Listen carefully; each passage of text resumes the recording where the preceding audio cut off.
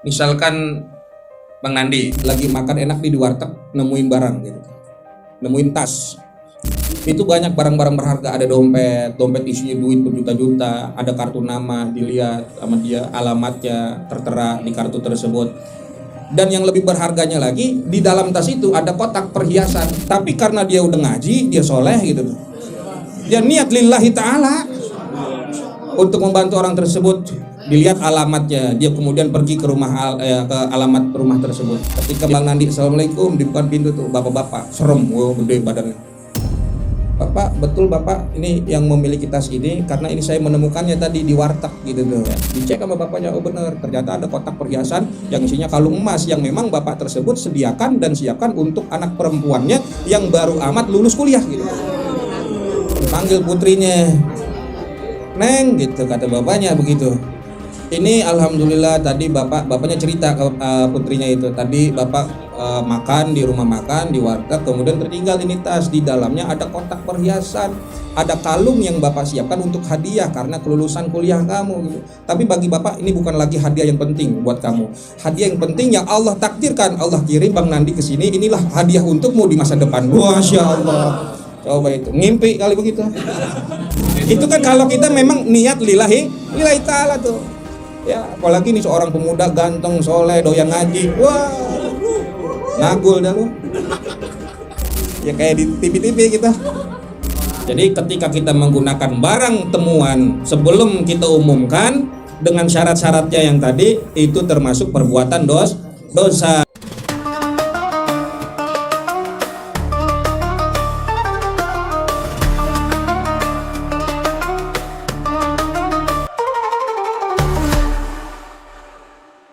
Bismillahirrahmanirrahim. Alhamdulillahirabbil alamin. Wassalatu wassalamu ala asyrafil anbiya wal mursalin sayyidina wa maulana Muhammadin wa ala alihi wa sahbihi ajma'in, amma ba'du. Fa inna asdaqal hadithi kitabullahi ta'ala wa khairal hadi hadyu nabina Muhammadin sallallahu alaihi wasallam wa syarrul umur muhdatsatuha wa kullu muhdatsatin bid'ah wa kullu bid'atin dhalalah wa kullu dhalalatin finnar. Jamaah majelis Kopi Hitam yang mulia dan dimuliakan oleh Allah, mudah-mudahan kumpulnya kita malam hari ini Allah Ta'ala ampunkan dosa-dosa kita. Dengan keberkahan duduknya kita di majelis ilmu ini, Allah Ta'ala berikan kita ilmu yang bermanfaat, yang mendatangkan keberkahan dunia akhirat kita. Amin ya rabbal alamin. Kita lanjutkan masih dalam pembahasan maksiat-maksiat badan di dalam kitab Sulamut Taufik karya karangan Al-Habib Abdullah bin Husain bin Thahir Ba'alawi rahimahullah, semoga Allah merahmatinya, amin. Bismillahirrahmanirrahim. Qalal muallifu rahimahullahu ta'ala wa adaman naf'a bihi wa bi'ulumihi fid daraini, amin, ila anqal wasti'malil luqatati qabla ta'rifi bi syurutihi wal julusu ma'a musyahadatil munkari idza lam yu'dar. Jamaah, termasuk daripada kemaksiatan ataupun perbuatan dosa yaitu isti'malul luqatah, menggunakan barang temuan. Apa yang dimaksud dengan luqatah? Di dalam kitab Al-Fiqhul Manhaji dijelaskan definisi daripada al-luqatah itu adalah hiya malun aw ikhtisasun, yaitu berupa harta seperti duit gitu ya. Aw ikhtisasun, atau sesuatu yang memiliki nilai kepemilikan. Ikhtisas, muhtaramun, yang dihormati. Jadi sesuatu barang atau harta yang memiliki nilai kepemilikan yang dihormati itu dinamakan luqatah. Wujida fi makanin ghairi mamlukin, yang ditemukan atau didapati barang tersebut itu di tempat yang tidak ada kepemilikannya. Artinya di tempat-tempat umum seperti di jalan raya ya.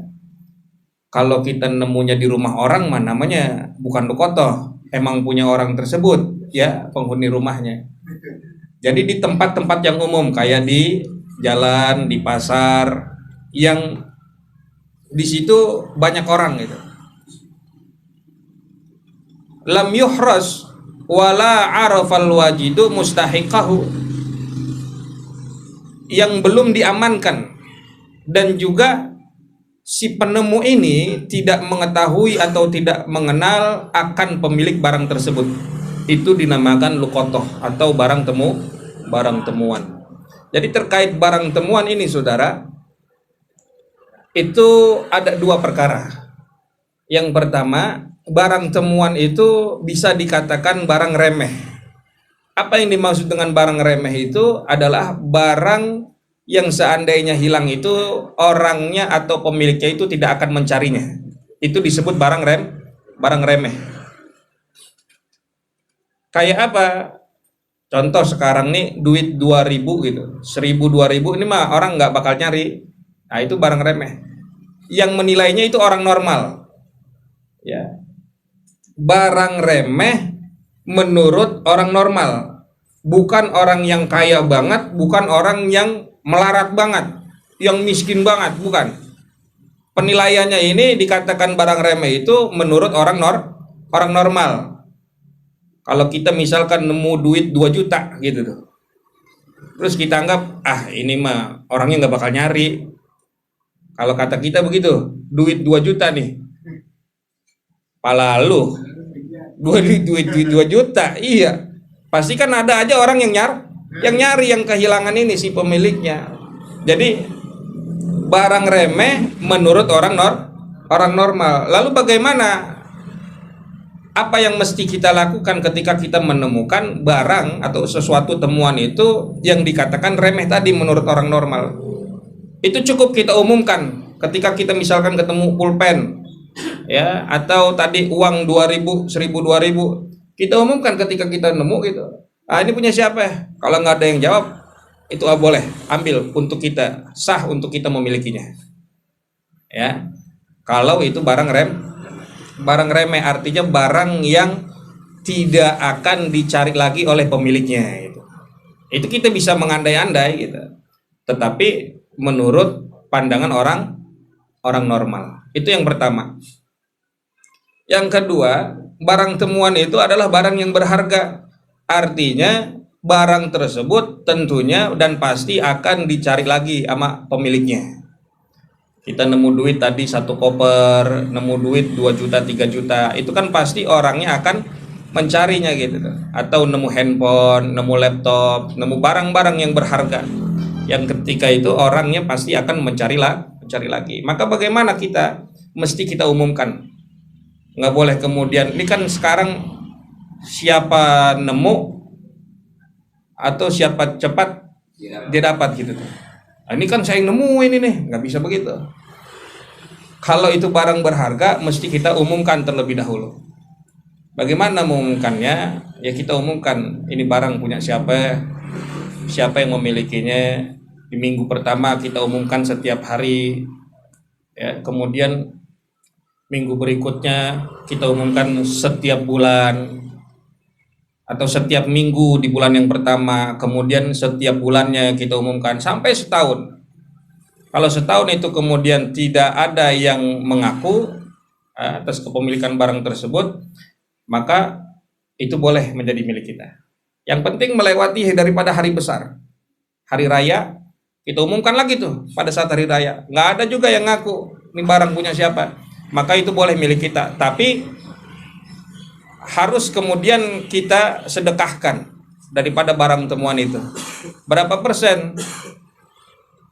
Sekitar 20% atau 1/5-nya dari barang tersebut. Misalkan kita nemu uang sejumlah sekian, maka 1/5-nya kita sedekahkan, sisanya itu boleh menjadi milik kita, hak kita.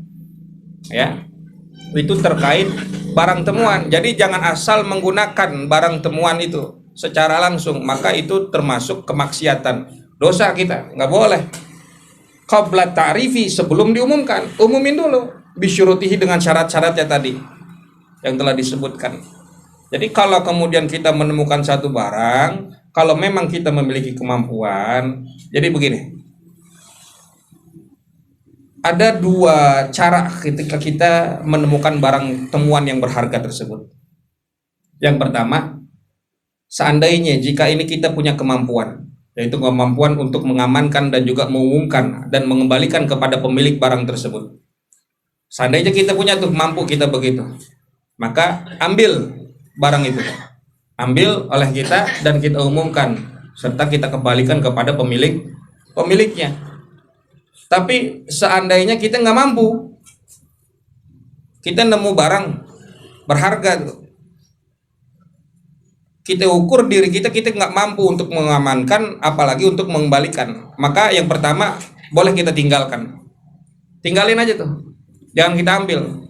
Dengan apa? Akhirnya kita terhilang atau tidak mendapatkan daripada beban resiko itu untuk mengembalikan nih segala macam kepada pemiliknya, karena kita nggak mampu, kita ngukur diri kita.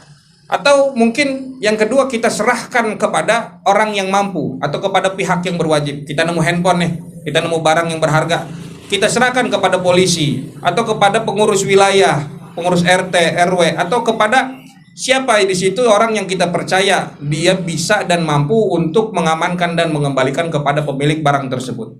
Jadi jangan main asal ngambil aja. Kalau udah kita pegang, kita tanggung jawab tuh. Ya, baiknya kalau kita emang nggak mampu, kita tinggalin. Karena intarokaha, kalau kamu ketika orang itu meninggalkan barang temuan tersebut, walam yakhudha, dan dia nggak ngambil barang itu, maka lam yudman, dia tidak bertanggung jawab atas barang itu. Karena namanya harta, li'annal mala, ketika harta itu dipegang oleh seseorang, maka itu menjadi tanggung jawab orang yang memegangnya. Ya, jadi kalau kita nemu barang, jangan asal main comot, jangan main asal ngambil. Kalau kita punya kemampuan, sekali lagi, ketika kita menemukan barang itu, niatin lillahi ta'ala untuk membantu orang lain, untuk membantu si pemilik barang tersebut menemukannya kembali. Itu tuh. Jangan langsung ada niatan pengen memilikinya, gitu tuh. Ntar urusannya digampangin sama Allah. Kalau kita memang niatnya lillahi ta'ala dan ingin mengembalikan kepada pemiliknya untuk membantu orang tersebut. Kan kalau kita punya barang hilang, kan keder kita nyari bolak-balik sampai keringetan begitu. Kita bantu tuh. Jadi punya bapak fulan bin fulan ada dompet, misalkan isinya nggak usah kita ungkapin. Lah kita menemukan dompet, kita umumin gitu. Kalau ada yang merasa kehilangan, kan akhirnya orang itu tuh terbantu. Orang itu terbantu, ya kan? Tertolong dengan adanya kita yang menemukan. Dengan catatan tadi, kita mampu dan kita niatkan sekali lagi untuk lillahi ta'ala, untuk membantu orang lain. Jadi contohnya begini gampangnya dah.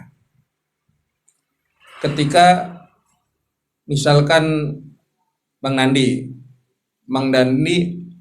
lagi makan enak di warteg, nemuin barang gitu, nemuin tas. Iya, ini dilihat, kata dia, ini kayaknya punya tas tasnya punya orang yang tadi nih yang makan di samping dia, ketinggalan gitu. Pas dibuka tasnya sama dia, itu banyak barang-barang berharga, ada dompet isinya duit berjuta-juta, ada kartu nama dilihat sama dia, alamatnya tertera di kartu tersebut. Dan yang lebih berharganya lagi, di dalam tas itu ada kotak perhiasan, dibuka sama Bang Nandi, itu ada kalung emas gitu. Nih, tapi karena dia udah ngaji, dia soleh gitu tuh, dia niat lillahi ta'ala untuk membantu orang tersebut. Dilihat alamatnya, dia kemudian pergi ke ke alamat rumah tersebut, dia pergi ke sana. Ternyata betul, ketika Bang Nandi assalamualaikum, dibuka pintu tuh bapak-bapak serem, gede badannya. Bapak, betul Bapak ini yang memiliki tas ini, karena ini saya menemukannya tadi di warteg gitu tuh, di rumah makan tadi. Oh iya betul, coba Bapak periksa, soalnya tadi saya lihat, mohon maaf saya udah buka, di situ ada duit, ada barang-barang berharga. Coba sekali Bapak cek, takut ada yang kurang. Ya, dicek sama bapaknya, oh bener, ternyata ada kotak perhiasan yang isinya kalung emas yang memang bapak tersebut sediakan dan siapkan untuk anak perempuannya yang baru amat lulus kuliah gitu. Akhirnya dipanggil, Bang Nandi silakan dong ngopi dulu gitu. Bang Nandi ngopi dulu, dipanggil putrinya. Neng gitu kata bapaknya begitu. Ini alhamdulillah tadi bapaknya cerita ke putrinya itu. Tadi bapak makan di rumah makan di warteg, kemudian tertinggal ini tas, di dalamnya ada kotak perhiasan, ada kalung yang bapak siapkan untuk hadiah karena kelulusan kuliah kamu gitu. Tapi bagi bapak ini bukan lagi hadiah yang penting buat kamu. Hadiah yang penting yang Allah takdirkan, Allah kirim Bang Nandi ke sini. Inilah hadiah untukmu di masa depan. Masya Allah. Coba itu ngimpi kali begitu. Itu kan kalau kita memang niat lillahi ta'ala tuh. Ya, apalagi nih seorang pemuda ganteng, soleh, doyan ngaji. Wah. Ngagul dah lu.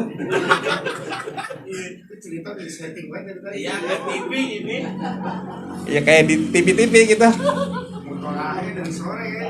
Artinya kan ketika kita niat lillahi ta'ala tadi, Allah mempermudah, kita membantu orang, dan ternyata Allah siapkan kemudian sesuatu yang luar biasa di balik hikmah tersebut gitu ya.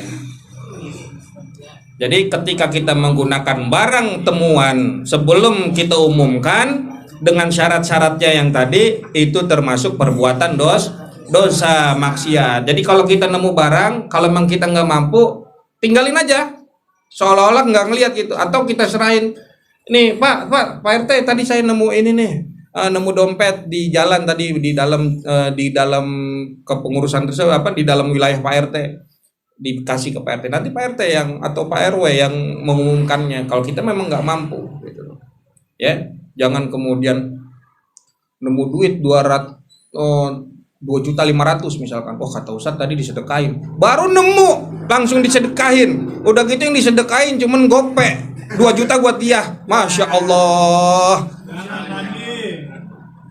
ya, 1/5-nya kalau 2 juta, kalau 3 juta 1/5-nya berapa? 3 juta dibagi 3 berapa? 3 juta 1/5-nya berapa? 20%-nya berapa? Nah segitu tuh, 600.000 itu sedekahin, sisanya buat kita. Kalau itu sudah kita umumkan selama setahun tadi, setiap hari di minggu pertama, setiap bulan setelahnya, setiap minggu, kemudian setiap bulan sampai setahun, atau kemudian di situ menemukan satu hari raya, satu hari besar, semua orang pada kumpul, kita umumin. Begitu ya. Jangan main asal gunain, make daripada barang temuan. Wal julusu, kemudian daripada maksiat atau perbuatan dosa itu, wal julusu ma'a musyahadatil munkar,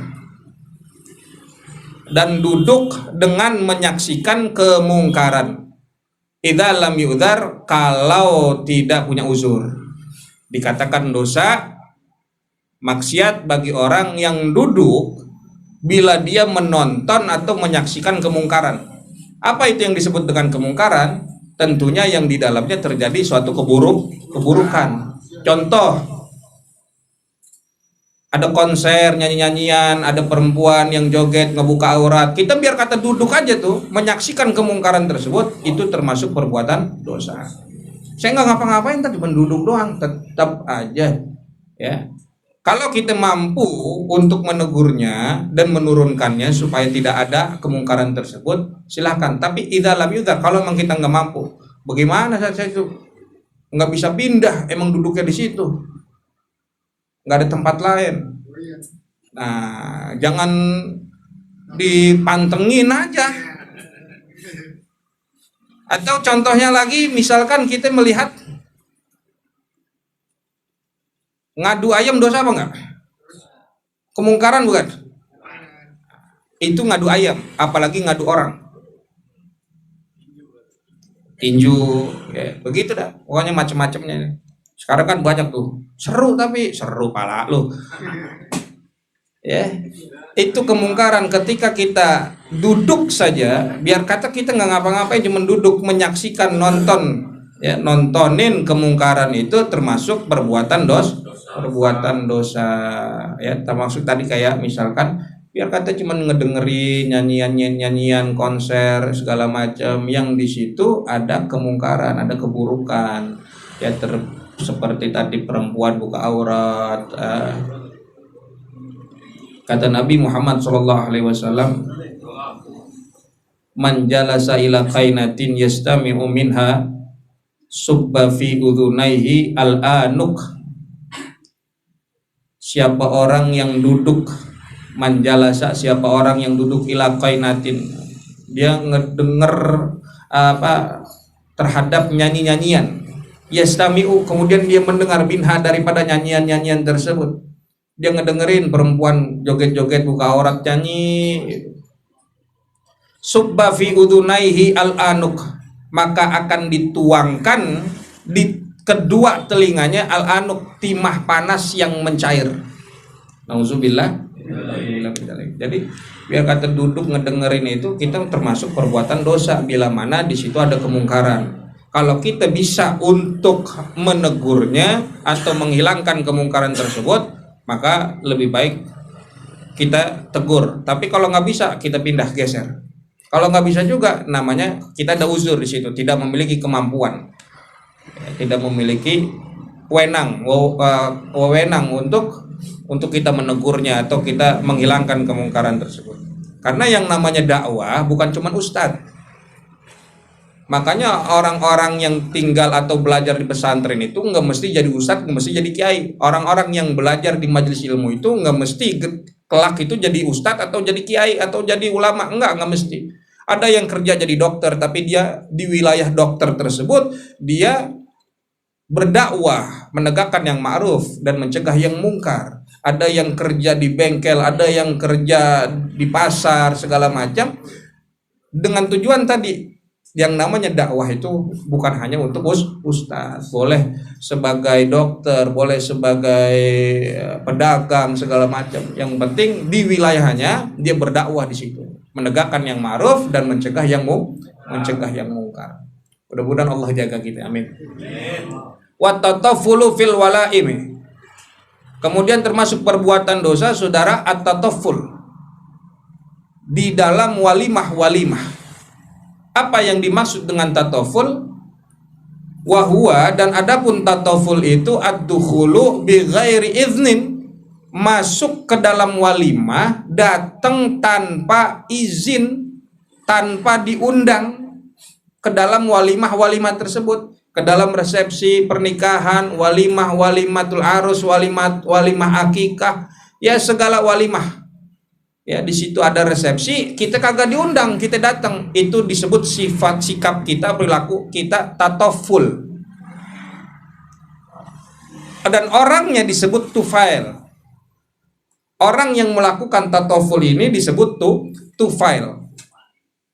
Tufail itu nisbah, ya disandarkan ila Tufail bin Zalal, kepada seseorang yang bernama Tufail bin Zalal min waladi Abdullah ibni Ghatafan, yang merupakan daripada keturunan Abdullah bin Ghatafan. Ada orang namanya Tufail bin Zalal. Siapa Tufail bin Zalal ini? Dia termasuk min ahlil Kufah, penduduk Kufah. Wa kana yadkhulu walimatal arus min ghairi an yud'a ilaiha. Dia sering banget masuk atau datang ke walimah, contohnya walimatul urus tadi, min ghairi an yud'a ilaiha. Dia kagak diundang tapi dia nyampe. Dia kagak diundang ke walimahan tapi dia masuk ikut nikmatin daripada hidangan-hidangan yang ada di dalam walimah. Ini disebut tufail. Disandarkan, dinisbahkan kepada tadi Tufail bin Zalal yang sering banget dia lakuin hal tersebut.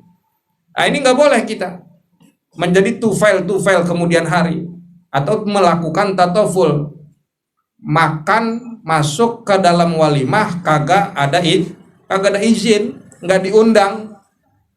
Kecuali begini, ini pernah terjadi di zaman Rasulullah SAW. Ketika Rasulullah itu diundang oleh seorang sahabat, Rasulullah datang tuh. Waalaikumsalam.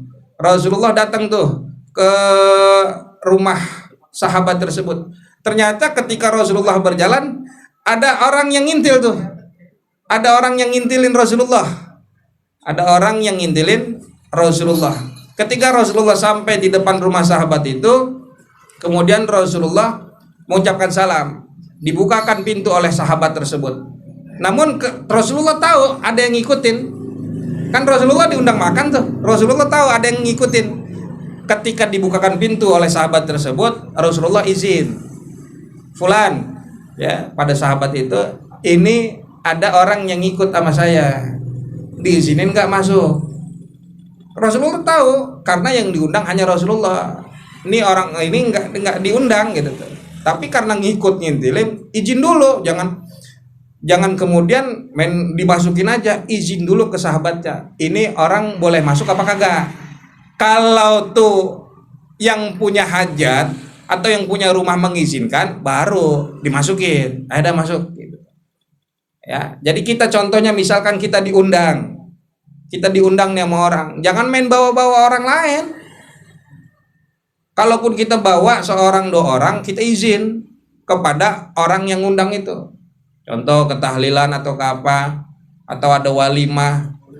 Iya, kita bawa orang nih, kita bilang, ntar aneh bawa orang ya gitu. Jangan kemudian main masuk-masukin aja. Nah, seperti begitu contohnya. Kalau kecuali yang dia ngundang ulama, dia ngundang ustadz, dia ngundang habib, yang dia udah paham dan dia udah tahu, biasanya ustadz atau habib ini bawa murid, gitu, bawa murid-muridnya, seorang dua orang biasanya dibawa atau 4 orang, jangan banyak-banyak. Kita ustadz diundang, kecuali memang ntar ajak jamaah Ustadz ya. Nah, ajak jamaah tuh nggak ada kisarannya tuh berapa orang. Kalau nggak ada Ustadz ntar datang ya ke saya punya acara begini. Nggak ada ngomongan tuh ntar bawa jamaah ya. Tapi orang tersebut mungkin paham, pasti Ustadz itu bawa murid seorang dua orang. Ntar disiapin tuh makanan, disiapin, haknya kita tuh sebagai kita yang tamu datang ke rumah tersebut. Tahu-tahu datang 30 orang, pegocap lah, ilah rumah orang. Nah, begitu itu yang mestinya kita pikirin. Tatoful ini perbuatan yang tidak dibenarkan. Datang ke rumah orang atau datang ke walimahan orang tanpa diundang, itu nggak boleh begitu. Kecuali diundang gitu aja. Ya kalau nggak diundang, ya jangan datang. Gak enak dia, udah dekat banget sama saya, tapi kan kagak diundang. Jangan datang. Au adkhaluhu hayaan, atau yang dikatakan tatoful itu adalah kita masukin orang tersebut yang tadi datang kagak diundang sama kita masukin karena malu. Udah dah, malu-maluin aja, dia main nyampe aja kemari kagak diundang juga. Nah, ini kagak boleh kitanya nih. Kitanya yang memiliki walimahan tersebut memasukkan orang karena malu. Ya, karena malu, kalau kagak dimasukin malu, udah, malu-maluin aja pakai datang lagi tuh orang. Nah, ini kita juga kagak boleh begitu. Termasuk dosa juga kita.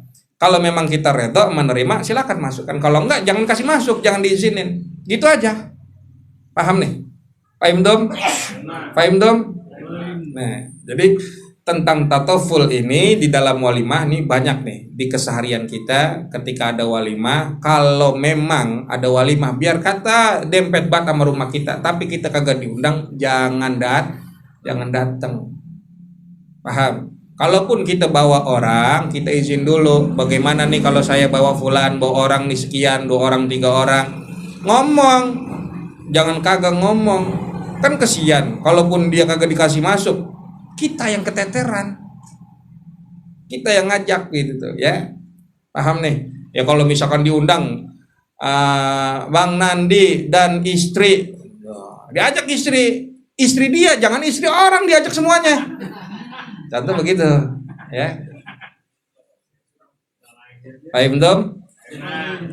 Kemudian daripada perbuatan dosa dan juga kemaksiatan adalah wa an yukramal mar'u ittiqa asyarrihi. Dimuliakannya seseorang karena takut keburukannya.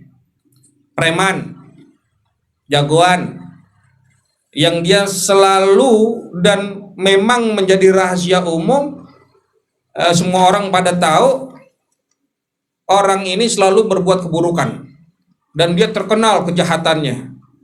Kemudian dia dimuliakan, dia ditakuti, dihormati. Nah, orang itu dosa, tidak dibenarkan. Nah, lalu bagaimana kita yang memuliakannya? Kita takut, ngeri gitu. Kitanya nggak apa-apa. Kita daripada dia ntar jahat sama kita, Kalau kitanya nggak apa-apa, tapi orangnya yang jahat tadi, yang sering melakukan keburukan dan sudah dikenal di kampung itu, ketika dia dimuliakan, dia dihormati, inilah termasuk perbuatan yang tidak dibenarkan. Kalau ditakuti atau disegani, dihormati itu karena kebaikannya, itu bagus. Tapi kalau ditakutin karena keburukannya, nah, ini jangan bangga, semua orang pada takut. Ya takut karena keburukan dia. Ya, jadi jangan bangga. Ketika dia bangga, justru itu dosanya 2 kali lipat. Satu, orang takut sama dia gara-gara keburukannya. Yang kedua, dia sombong. Dia ngerasa dirinya hebat, padahal itu karena keburukan dia dihormatinya. Gak boleh. Ya, kalau kita yang memang begitu, ya kita karena ngerinya, kita takutnya karena keburukannya. Itu daripada kita, contohnya misalkan begini saudara, tuh orang kalau udah kena marah, orang dikelitikin bakal sampai mati misalkan. Lah iya, daripada ntar saya dikelitikin sampai mati, mendingan saya kagak usah ngapa-ngapain dah, nurut aja sama dia. Kitanya nggak apa-apa, dianya yang ditakuti atau dimuliakan karena keburukannya, dialah yang berdosa. Paham? Wa adamu taswiyati baina zaujat. Kemudian daripada kemaksiatan itu sendiri adalah tidak menyamaratakan di antara istri-istri. Ya, menyamaratakan di antara istri-istrinya. Dalam hal apa? Fil qasam wa fil mabit, dalam pembagian. Kemudian mabit, bermalam. Kalau memang contoh punya istri 4, dibagi. Sehari di rumah siapa, bulan sehari di rumah siapa, sehari di rumah siapa. Jangan kagak sama rata. Ya, kudu adil. Kalau punya istri banyak. Kalau punya istri cuman atu, ya. Kalau cuma istri punya atu, ya kagak bisa. Enggak ada, kita ada di sini, enggak ada. Ya. Ya ini buat ntar ada pelajaran kalau memang sewaktu-waktu ya begitu ya bisa dah diatur, tinggal disamaratakan gitu loh. Kalau kita punya istri 3, 2 hari di rumah si A, Fula si A, 2 hari di rumah si B, 2 hari begitu ngaturnya. Satu harinya kita jalan-jalan sendirian sama teman kita misalkan begitu ya, namanya dibagi rata. Jangan ntar yang muda sehari, yang ini cuma setengah hari, cuma mampir doang, ya nemu buang tai macan doang pergi. Yang begitu, dibagi rata. Karena ini termasuk perbuatan dosa. Kita disamaat, artinya tidak adil dalam pembagian, baik pembagian waktu, ya haknya kepada istri-istri kita. Lalu wa khurujul mar'ati, dan keluarnya seorang perempuan muta'attiratan, memakai wangi-wangian, au muzayyinatan, atau berhias diri, walau masturatan, meskipun menggunakan penutup, menggunakan cadar, wa bi izni zaujiha, dan meskipun dengan izin suaminya. Jadi begini, termasuk dosa dan juga kemaksiatan badan itu adalah keluarnya seorang perempuan keluar dari rumah muta'attiratan, menggunakan wangi-wangian, au muzayyinatan, atau berhias diri, menggunakan pakaian-pakaian yang bisa menarik perhatian. Itu disebut sebagai perbuatan yang tidak dibenarkan dalam ajaran agama kita. Jadi begini saudara, terkait seorang perempuan yang keluar dari rumah memakai wangi-wangian ini, atau menggunakan penampilan atau pakaian yang tadi, pakaian yang mewah yang bisa menarik perhatian laki-laki, perhatian orang lain, ini tidak dibenarkan. Keluar nih perempuan pakai wangi-wangian yang berlebihan, yang dia dikatakan haram ketika perempuan ini keluar dari rumah pakai wangi-wangian dengan tujuan untuk pamer, mendapatkan pandangan dari laki-laki lain. Itu haram hukumnya. Tapi kalau misalkan dia hanya memakai wangi-wangian untuk menetralisir daripada dia punya bau badan, atau dia menggunakan pakaian untuk menutup aurat dengan niat lillahi ta'ala untuk ibadah menutup aurat. Nah, ini tidak menjadi soal, tidak menjadi masalah. Dia pakai wangi-wangian, dia keluar rumah, hukumnya makruh tanzih. Ya, hukumnya makruh tanzih. Tapi kalau dia keluar memakai wangi-wangian tersebut berlebihan dengan tujuan untuk menciumkan wanginya tersebut kepada laki-laki lain yang bukan suaminya, yang bukan mahramnya, maka ini hukumnya haram. Kalau perempuan tuh ada niatan seperti itu, tujuannya untuk pamer, untuk ria, untuk dipandang atau dilihat sama orang. Ada perempuan mau lewat nih, di situ ada laki-laki lagi pada duduk nih segala macam, pakai minyak wangi, di biar jalan, biar orang pada nyium wanginya dia. Nah, ini haram hukumnya. Haram hukumnya. Kalau memang sudah menjadi kebiasaan dia pakai minyak wangi dalam dia punya kesibukan kerja atau dia sering berkumpul dengan teman-temannya, selama dia tidak ada tujuan yang tadi, itu hanya makruh tanzih. Apa itu makruh tanzih? Makruh tanzih itu adalah perbuatan yang tidak kemudian menimbulkan dosa kepada pelakunya. Jadi makruh itu ada dua, satu makruh tanzih, dua makruh tahrim. Makruh tanzih adalah yang pelakunya tidak mendapatkan dosa, tapi ketika dia menghindarinya, tidak mengerjakannya, dia dapat pahala. Itu makruh tanzih. Ya. Sebagaimana yang dikatakan di dalam kitab Matan Subat, wa fa'ilul makruh lam yu'adzabu bal in yakufa limtithalin yuthabu. Ya. Orang yang melakukan perbuatan yang makruh itu tidak mendapatkan dosa, tidak diseksa. Tapi ketika dia menahan dirinya untuk tidak melakukannya karena ingin menjalankan syariat, menjalankan perintah Allah, maka yutabu, dia akan mendapat ganjaran, dia akan mendapatkan pahala, menghindari daripada perbuatan makruh itu.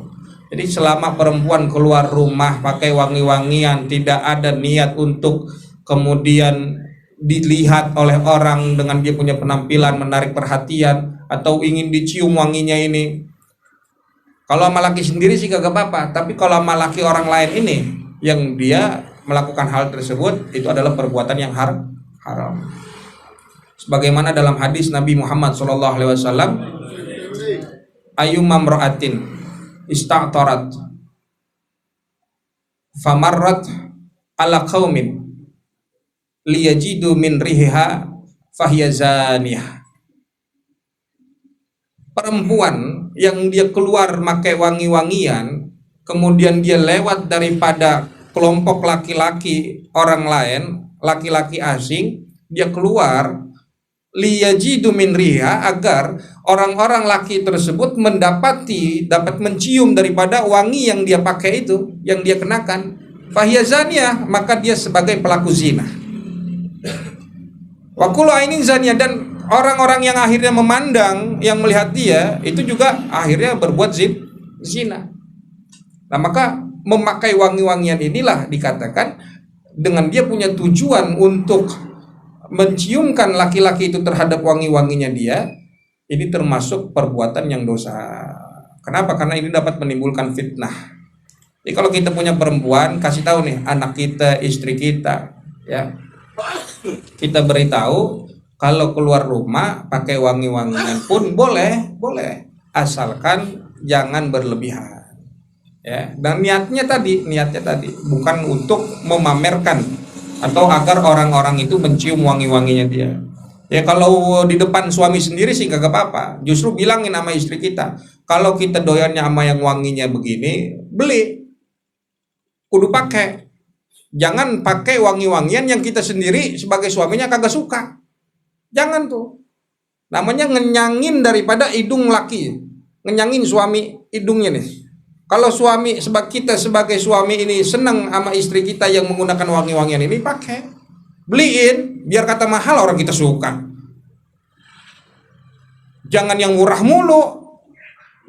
Kalau memang untuk kita sebagai suaminya. Kalau buat orang lain jangan. Kita kasih tahu anak kita, istri kita, pakai penampilan pun pakaian itu loh. Jangan pakai perhiasan semua, kalung di semua, gelang emas dipakai semuanya, biar kata perempuan boleh pakai perhiasan tersebut, tapi jangan kemudian menonjolkan. Ya, ini Islam mengatur hal yang demikian supaya apa? Tidak kemudian terjadi fitnah-fitnah di jalanan, di luar. Karena ketika contoh maaf perempuan menggunakan penampilan yang emang tertutup auratnya, tertutup daripada dia menggunakan jilbab ini segala macam, tapi lekukan tubuhnya terlihat sekarang di mana-mana. Ya. Yang artinya kan dia menggunakan pakaian tersebut dengan pakaian yang sangat ketat. Ini untuk dilihat dia punya bentuk tubuh. Biar kata enggak wah, cuman pakai ketat biasa, enggak ada penampilan yang gimana. Tapi kan orang pada ngelihat akhirnya. Dia pakai pakaian begitu supaya dilihat sama orang. Akhirnya dia dilihat, giliran dilihat dia marah. Ada nggak yang begitu? Iya. Nah ini kita punya anak-anak perempuan kita jaga tuh ya. Ya, bukan pakaian yang diperketat, tapi akhlaknya yang diperketat. Kita sebagai orang tua yang kita jaga nih perempuan, anak kita. Jangan sampai jadi fitnah. Ya. Sehingga orang lain berdosa gara-gara dia tuh perempuan. Ya, yang tadinya lagi anteng gitu, lagi ngopi begini ya, pagi-pagi ngeliatin orang pada kerja, berangkat sekolah segala macam. Niatnya mah enak, pengen nyantai ngopi di depan rumah. Ada anak kos lewat, kata pakaiannya ketat ini segala macam. Lah, kita lagi ngopi sampai tumpah kopi kita. Iya, disebrok sama bininya, lihat tidak perlu bang. Loh. Coba itu. Ada nggak yang begitu? Ngalamin. Ya.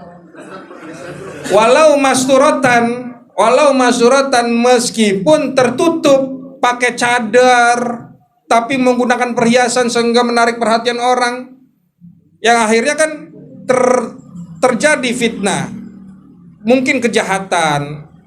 Dia pakai emas bererot segala macam lewat, dicuri, adanya jambret, adanya copet segala macam. Itu kan karena dia nonjolin, kalau enggak kan enggak. Kalau dia tidak menampilkan kan orang nggak tahu dia punya harta. Handphone ditaruh, digantungin di mana, atau dompet ya, dengan penampilan yang tadi. Nah ini mesti kita jaga. Akhirnya tidak terjadi fitnah. Meskipun tertutup, atau meskipun dia mendapatkan izin dari suaminya, tetap nggak boleh. Suaminya dosa, perempuannya dosa, istrinya dosa. Neng kalau keluar nih pakai baju ini, biar dilihat orang. Pakai wangi-wangian ini. Ya biar ditanya laki siapa? Oh laki saya nih. Ya, istrinya siapa? Oh istrinya saya nih, begitu. Meskipun suaminya mengizinkan, nggak boleh juga. Kalau kata istrinya kan nggak boleh pakai, udah pakai, jangan dia. Kalaupun dilakuin, istrinya dosa, suaminya juga dosa. Nauzubillah min dzalik. Ya, jadi tadi khurujul mar'ati muta'attiratan au muzayyinatan walau masuratan wa bi idzni zaujiha. Keluarnya perempuan menggunakan wangi-wangian atau berhias diri dengan penampilan yang bisa menarik perhatian laki-laki lain atau suami orang, walau masuratan meskipun tertutup, pakai cadar, pakai baju gamis rapi ini segala macam, tapi menarik perhatian dengan tujuan riya, pamer agar dilihat sama orang. Atau meskipun tadi dia udah diizinin juga sama suaminya, in kana tamurru 'alal rijalil ajanib. Ini pun kalau dia keluar rumah, dia melewati orang-orang laki dengan tujuan tadi ya, untuk mendapatkan perhatian laki-laki lain di luar loh ya, di luar. Kalau di dalam rumah nggak apa-apa, biar dapat perhatian dari laki sendiri, boleh aja gitu ya. Pakai baju, diliatin auratnya, biar dilihat sama orang, giliran dilihat dia marah tuh ya. Jadi dosa buat dia, dosa yang lihat juga. Dan dia bisa jadi dosanya lebih. Kenapa? Karena membuat orang menjadi berbuat maksiat, berbuat dosa. Paham ya? Jadi kita punya anak perempuan, punya istri, kasih tahu nih ilmu seperti ini. Jangan cuman kemudian kita ngaji buat kita doang. Kasih istri kita ilmunya. Jangan mah keluar nggak usah pakai minyak wangi yang ini. Lagi kalah baunya juga sama ikan asin ter. Ya. Pakai yang biasa-biasa aja. Yang kemudian kalau dicium sama orang lain, kalau misalkan tercium gitu, misalnya begini, kita perempuan atau istri kita emang pakai gitu, tapi nggak ada niatan untuk menciumkan, tau kan, menciumkan agar orang laki itu pada nyium gitu tuh, tujuannya begitu tuh. Kalau tidak ada tujuan seperti itu, meskipun kemudian dia keluar rumah dan ada yang mencium, artinya tercium tidak sengaja, nggak apa-apa itu, nggak dosa. Ya, kembali kepada diri perempuan itu. Kalau dia tujuannya untuk menciumkan, dosa dia, haram, nggak boleh. Tapi kalau dia hanya pakai wangi-wangian, kemudian ada yang tercium, ini nggak jadi masalah, karena dia nggak ada niatan tadi, ya, nggak ada niatan tadi. Wasihru, dan kemudian menyihir termasuk daripada perbuatan dosa, ya, karena menyihir itu contohnya seperti teluh, santet, ya, ngeramal, itu termasuk daripada sihir. Tipu apa tuh? Sulap, ya. Kalau untuk dilakukannya itu untuk kezoliman, hal-hal yang seperti itu, sihir itu termasuk perbuatan yang syirik. Perbuatan yang syirik, sihir itu. Bahkan di dalam mazhab kita, mazhab Imam Syafi'i, sihir ini termasuk minal kabair, dosa yang besar. Wal khuruju an ta'atil imam wat tawalli ala wal khuruju an ta'atil imam. Kemudian daripada perbuatan dosa adalah keluar dari taat kepada pemimpin. Artinya keluar daripada itu, dia tidak mau mentaati pemimpin yang ada di dalam negaranya. Dia mau bikin negara sendiri gitu contohnya. Ini nggak boleh, dosa. Ya, sekalipun pemimpin itu zolim tapi bukan karena kemaksiatannya gitu ya. Ada ketidakadilannya saja gitu, yang tidak sampai melanggar syariat. Nah, ini tidak mentaatinya kita kemudian keluar dari negara tersebut buat negara sendiri, ini nggak boleh. Ya. Atau RT, RW, saya nggak mau taat sama dia. Saya mau bikin RT tandingan contohnya. Ya, mau nyaingin gitu. Ini nggak boleh begitu tuh.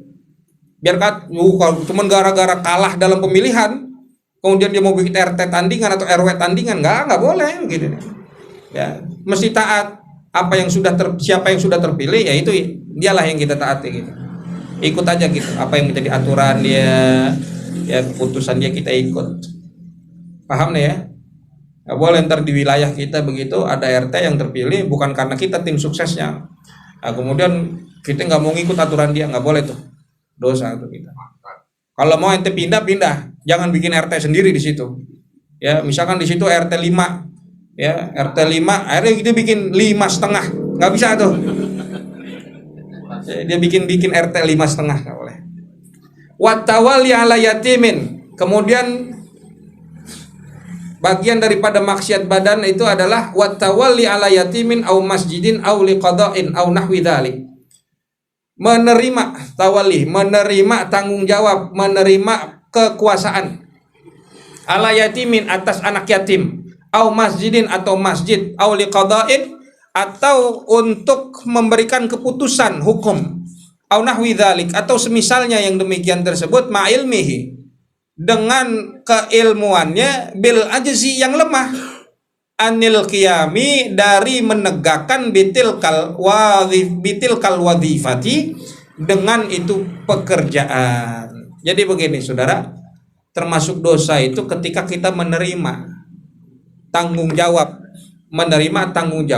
contohnya tanggung jawab terhadap anak yatim. Kita suruh ngurusin anak yatim, padahal kita tidak memiliki ilmu untuk mengurusi hal-hal yang demikian, ataupun lemah ilmu kita untuk mengurusi daripada anak yatim itu sendiri. Kita nggak mampu gitu, kita menerima, nggak bisa tuh, nggak boleh, tidak diperkenankan dalam agama kita. Kalau kita memiliki kemampuan dan kita memiliki ilmu yang cukup untuk mengurusi hal tersebut, silakan kita terima. Tapi kalau nggak bisa, jangan terima, jangan main asal terima. Ngurus masjid, kalau kita nggak mampu, basicnya, ilmu-ilmunya, dasar-dasarnya, hukum-hukumnya, aturan segala macam, jangan main kita terima aja.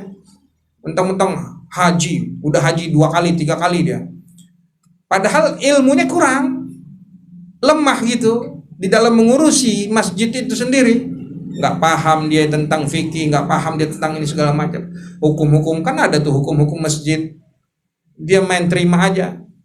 Meskipun terpilih, baiknya dia nolak, jangan terima kekuasaan itu, jangan terima wilayah itu. Paham nih? Ya, atau disuruh nentuin keputusan hukum tadi. Kalau memang kita nggak mampu, contohnya ada orang nanya tentang fatwa seperti ini, seperti itu, atau ada orang nanya tentang Atau kita dititipin barang gitu tuh, kita nggak mampu untuk menjaga titipan tersebut, jangan kita terima. Jangan ke saya deh bang, orang lain aja ya. Nitipin rumah kita nggak mampu, kita juga sendiri sering banget bolak-balik keluar dari rumah, kita dititipin rumah sama tetangga, kita nggak mampu, akhirnya rumah tetangga kemalingan atau terjadi suatu keburukan, kejahatan. Nah ini kan kita jadinya dosa juga, karena kita yang merasa dititipi, maupun itu kedudukan, jabatan, dititipin harta, ya, apalagi ditanya tentang ilmu, fatwa, kita nggak mampu. Jawab sekenanya kita. Kalau kata saya mah begini nih yang benar. Jangan main asal jawab. Ya, kita ditanya ilmu, kalau nafkahin janda boleh apa kagak, Sat? Oh, boleh aja itu mah. Lagi jandanya punya anak apa kagak? Tuh. Jangan begitu, jangan main asal jawab tentang ilmu. Ya, watawalli tadi tuh, menerima tanggung jawab. Ya, nanti kita kalau ilmu kita masih kurang, ma'ilmihi bil ajzi tadi ya. Anil qiyami bitil kal wadhifah. Kita masih lemah untuk mengurusi hal tersebut, jangan kita main terima aja. Paham tuh? Paham tuh? Jadi begitu. Ya, jangan main asal terima gitu. Apalagi terkait hukum, ilmu, fatwa segala macam. Ini banyak terkadang begitu kita. Udah pada so tahu aja dah. Iya, ya. Apalagi ngerasa udah dipanggil ustad. Lu malu gua kalau gak bisa jawab. Sat, ini hukumnya apa ya? Wah, sampai keringetan dia mau jawab tuh. Bahaya nih, bisa orang kagak manggil gua ustad lagi ntar. Kalau gua kagak bisa jawab, yo, baik itu. Jawaban yang enak gimana? Ntar ya, aneh mutolaah dulu. Tuh, ntar aneh lihat dulu di kitab. Begitu. Jangan main asal jawab, apalagi ditembak dadakan begitu. Aduh, asal jawab, ya yang ada rusak begitu tuh. Gak boleh kita main asal jawab aja. Amannya begitu. Kan itu ngaji mulu nih bang. Aneh tanya ya, ntar dulu ya, gue lihat catatan gue dulu, atau gue dengerin rekaman gue nih. Oh, apa itu? Begitu, jangan main asal jawab. Iya lah, baiknya begitu. Itu gue lihat, luar biasa. Ustadz emang tawadu banget ya. Iya. Tahu warna duit gitu ya. Gitu tuh. Itu bahkan Imam Malik pun begitu. Ya, ketika Imam Malik ditanya tentang satu hukum, besok dah ente balik lagi ya. Ntar aneh jawab gitu. Biar dikebet dulu, dilihat kitab gitu tuh. Jangan asal anu aja. Paham dong? Apalagi kita ya orang biasa. Tapi ingat tadi, untuk kita berdakwah nggak mesti kita sebagai nggak mesti kita sebagai ustadz atau jadi kiai dulu. Jadi kiai dulu lah biar bisa ini, nggak mesti. Dakwah dimanapun kita katakan mana yang hak, mana yang benar, silakan katakan. Yang hak, yang batil, yang batil kita katakan gitu. Jangan kemudian kita membenarkan yang batil, kemudian kita menyalahkan yang hak. Wallahu a'lam bishawab. Bisiril Fatihah.